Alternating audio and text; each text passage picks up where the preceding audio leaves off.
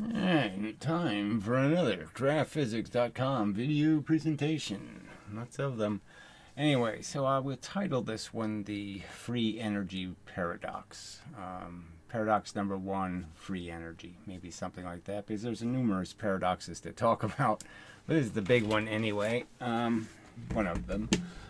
And I mean, maybe it needs a subcategory because there's different free energy paradoxes. But let's say that this is the Stephen Bro experiment has revealed a truth that was undiscovered. And the truth is that, you can use the same force, okay, the same spring, compression, shoot two objects, one big one and one smaller one, mass-wise, half the mass. And the lighter one from the same spring compression will only go 1.4 velocity, okay, compared to this one's 2 velocity.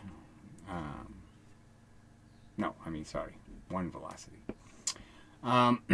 So it's only a 0.4 instead of an extra 1, which would be 2. So instead of 2, it should be 2, okay, and instead it's 1.4 for the momentums to be equal.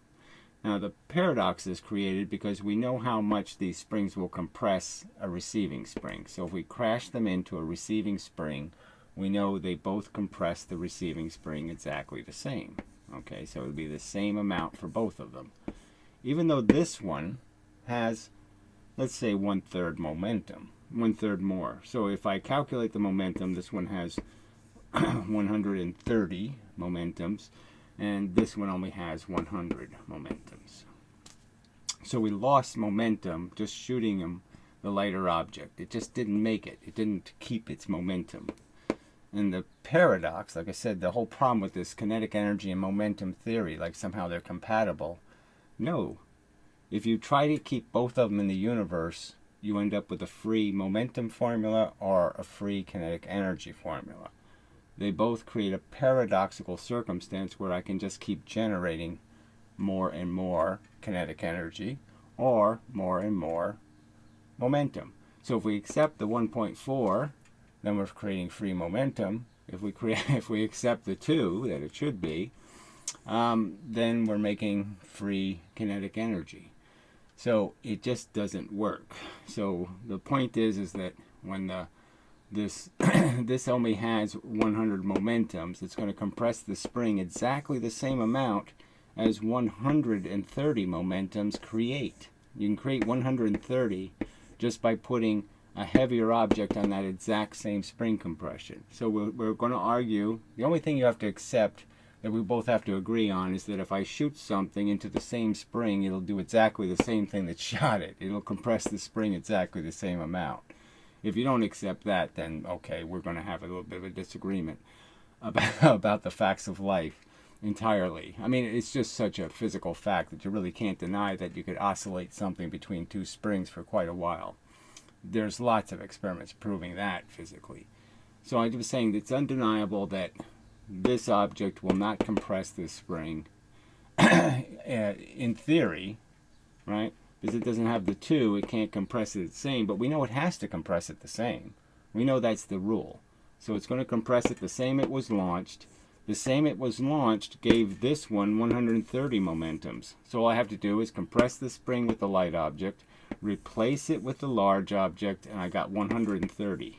And then I just replace this, when it bounces into this spring over here, I just replace this with an even bigger object, and now I got 180.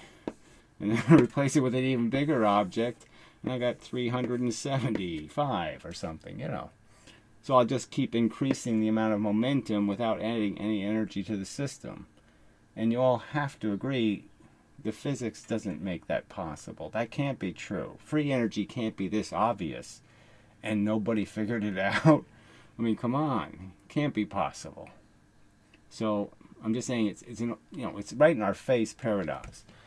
Now, my explanation, okay, for why, one explanation I can offer for why Bruffy got the 1.4 answer was I noticed on his cart, his little machine, I don't know exactly how to, what it's made out of. He says there's hard drive bearings in it or something. Well, anyway, I noticed, yes, the spring is attached to the cart.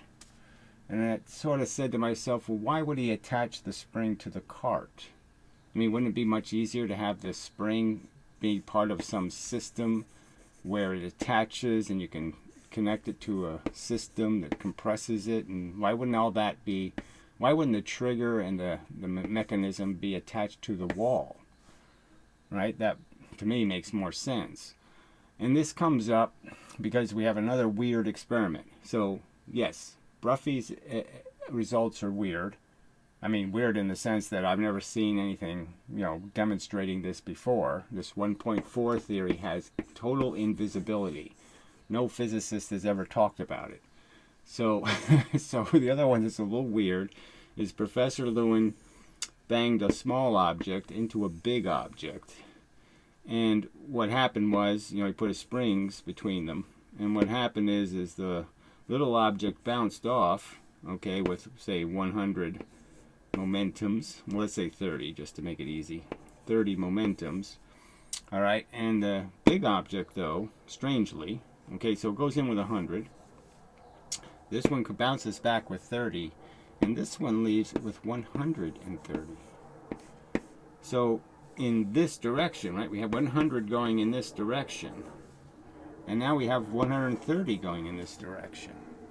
Now, how is that possible? And it also just suggests the same phenomenon. I just put another spring here and another bigger object, and I can jump it up to 178, and then I can go to 222, and then I can go to 300, and 3 times the energy.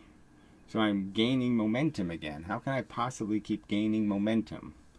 So it doesn't really make any sense. But we saw the experiment. I saw it. I showed it in my video, so we saw it happen. Then this one left with 3/4 of this one's speed. And it should only have half. It's twice as massive. It has 2 times the mass, yet left with 3/4 of the speed. It can only leave with 1/2 of the speed, right? To conserve momentum. If it leaves with 3/4, we're not conserving momentum, are we? Now their argument is momentum is conserved because 30 went this way and this extra 30 went that way, so those two cancel out. But if you think about energy like I do, you can't cancel. Energy doesn't cancel. It's real. It's certainly real in one direction. So you certainly know that that's the whole idea of energy, is the one direction. You just care about the bullet. You don't care which way the gun's going. I'm just saying it's kind of obvious that the recoil of this one doesn't undo the fact that this one is now going 130 in this one direction. The one direction has increased its momentum, and I didn't add any extra energy. So that's a paradox, right? PX, paradox. So my argument is this is probably the place to look. Okay, is the fact that the spring is attached to the cart. The problem is, to do the experiment correct, or to not mess it up, to not get these weird results, what you need to do is attach the spring to the heavier object. Because as the spring expands, right, it's going to expand, and it expands in both directions. But the truth is it expands in the heavy object direction versus the light object direction much faster. Much slower. See, it can't push this thing fast. It has to push it slow. Let's say this was a 2 mass. Now, it could be a brick wall, but I'm just saying if it was a 2 mass, you could sort of understand that it's going to expand the 2 mass at a slower velocity, half the velocity. And with a heavier mass, it's going to be even slower, right? A 3 mass, it would move even slower. The velocity here would be even slower. So the energy going this way, okay, needs more time than this way. Now, if this way is moving away and taking the spring with it, then it's moving this away from there before it's done. And if what's really happening is the energy is going to reflect, then you're not going to get any reflection at all. And what's part of the energy that goes this way is dependent on the fact that the center of the spring's gravity doesn't move. So, but if you're starting to gain velocity, you know, you start pushing this object this way, and you're gaining velocity, and you're pulling on the spring, you're pulling the center of gravity with you.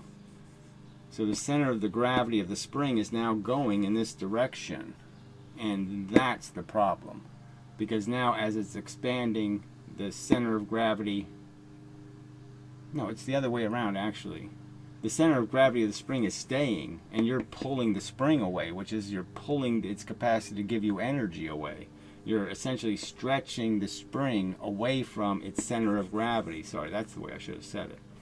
So the center of gravity wants to stay here because there's masses and all that kind of crap, and it's really, you know, that's part of what the spring, that's part of where the spring stored the energy is based on, the masses. And so it doesn't want to move its center of gravity, which might be here. But you're pulling on the spring, so you're forcing the center of gravity to move. No, you're forcing the spring to move away from the center of gravity. I keep saying it the wrong way. You're essentially stretching the spring. And by stretching the spring, you're pulling all the energy out of it without getting any energy. You're essentially pulling the energy out by gaining velocity, and because you're stretching the spring without it pushing. So you're taking the energy out of the spring by moving the spring. So that's why the object doesn't get the full 2x velocity. The bottom line is, I'd argue that this may or may not be true, but I'm just saying it is a reasonable explanation for both events. It explains why this event happens, and it also explains why this event happened. Because this spring, it's in the spring. So if the spring was attached to the wall, then all the energy has to go into the cart, and there's no problem. It doesn't lose contact with the cart because the cart isn't pulling it away from the wall. So it's not losing capacity to expand against expand pushing something besides just the spring. If you're pulling it away from the wall, you can sort of get the idea the spring can expand in that direction for free. And so you're not going to get the energy this way because you're letting the energy go out that way. Something like that. So anyway, but you can sort of, the intuitive argument I would make to you is you could sort of understand that if you're going to attach the spring to something, better to attach it to the slow object than the fast object, because it seems quite obvious that, yes, the fast object moves away from the wall, and it's definitely changing how much the spring can press against things because it moves away faster than the spring would have. So you've defeated the spring's energy. So I think this is the cause. So if he did the same exact experiment, except with this time with the spring attached to the wall, then this issue at least would be negated as a possible mistake. It's not even a mistake. I'm not ridiculing. I didn't know this mattered 2 weeks ago. I only doubted that it mattered which end you attach the spring to when I saw the Professor Lewin video 2 weeks ago. When I saw him create extra momentum because he put springs between two objects, and he put the springs there to say, you know, they were hard objects, you know, and he said, I put the springs there to make it a fully elastic collision. They were already hard objects. They were already elastic. So, you know, why is the spring there? You know, to make them more elastic? Yeah. And, you know, I'd say clearly it's when you have the spring attached to the object you're moving, the spring ends up acquiring the mass of the object you're moving. It's already acquiring more energy by being pushed through space by the object you have the spring attached to. It's already putting energy into the spring. But it still doesn't defeat the fact that it still looks like free energy to me. You know, what's going to stop me from just putting another spring ahead of that object and another spring there and another, you know, just keep putting springs. So I have to find out why that doesn't work, because I can't see why it wouldn't just lead to free energy, just as this leads to free energy. So I think I've explained the paradox. if you can debunk it and say there is no paradox by explaining how, first, like I said, we know that if it's 1.4, if it's only got 1.4, the momentum, it lost momentum, the light thing. But we know it's going to compress the spring just as far. So we know it's going to compress the spring just as far as the compression you need to make the heavy thing get more momentum.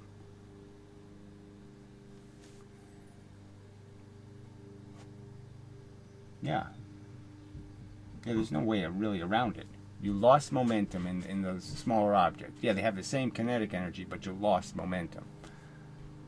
And so there's no way of getting around that.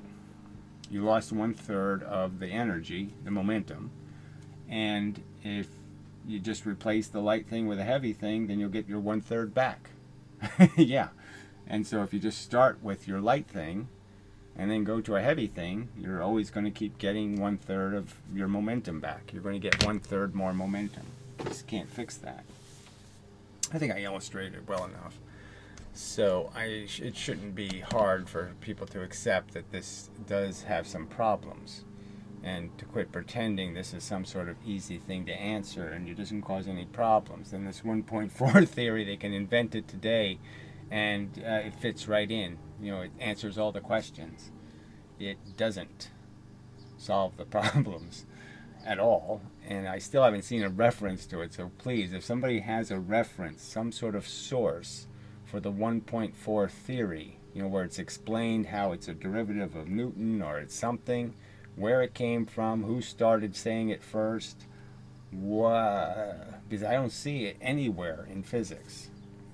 Every physicist I've seen says kinetic energy has to be conserved. They don't say 1.4 happens. So can you explain, even that's a paradox, that I have to argue something that doesn't exist as a theory, the non-existent theory, the invisible theory.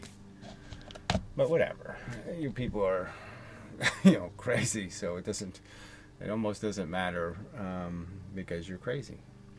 So anyway, so that's probably enough. So till the next time and such.